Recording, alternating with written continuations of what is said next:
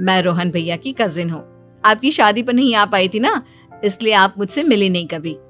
शांति मौसी और मीनाक्षी आपकी बहुत तारीफ करते हैं। क्या कहा तुमने? मेरी तारीफ? कभी नहीं। मेरे ससुराल वाले कभी मेरी तारीफ कर ही नहीं सकते। मैं इतनी अच्छी हूँ, मेहनती हूँ, लेकिन उन्हें तो मेरी कदर ही नहीं।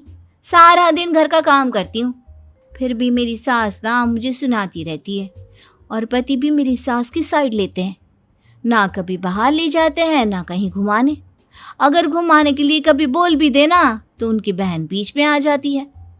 मैं कैसे रह रही हूँ उस घर में, ये मैं ही जानती हूँ। सरिता की ये बातें सुनकर साक्षी को बड़ी हैरानी हुई। अब वो हर किसी के सामने अपनी बढ़ाई और ससुराल वालों की बुराई करने लगी। रोहन और शांति को सरिता पर बहुत गुस्सा आया, लेकिन वो चुप रहे। अगले दिन जब वो अपने घर पर आए, सरिता, तुमने क्यों सबके सामने मेरी इज्जत का तमाशा बनाया? तुमसे बोला था ना कि चुप रहना। अजी, ऐसा भी क्या कह दिया मैंने जो इतना भड़क रहे हो? तुम जहां जाती हो अपना रोना शुरू कर देती हो।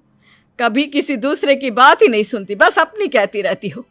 तुमने सबके सामने हमारा तमाशा बनाकर रख दिया है। हे भगवान, मुझे अपने पास बुला ले। जिस घर में मेरी कदर ही नहीं, उस घर में मेरा क्या काम? अरे क्या करूंगी मैं यहाँ रहकर?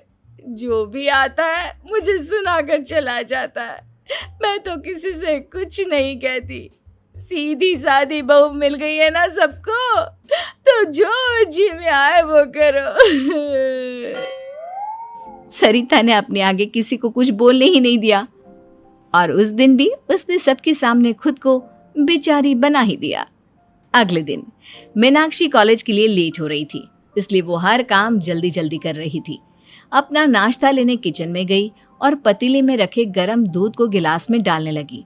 दूध का पतीला उसके हाथ से छूट गया और गरम गरम दूध उसके हाथ पर गिर गया।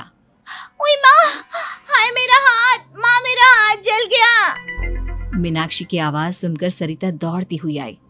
ये क्या किया तुमने?